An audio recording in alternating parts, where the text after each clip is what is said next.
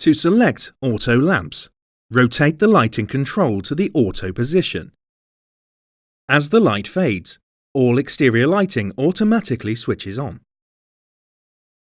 The Auto High Beam Assist system is operational when it is dark outside.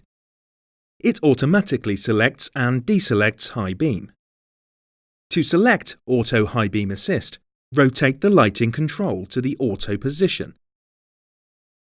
The instrument panel warning lamp illuminates. When the lights of oncoming vehicles are detected, Auto High Beam automatically selects dipped beam.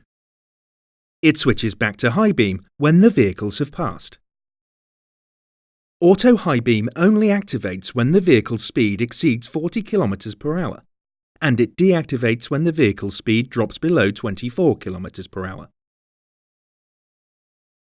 Pull and release the lighting control to manually override from Auto High Beam to dipped beam. Push the lighting control and hold for more than 1 second to return to Auto High Beam.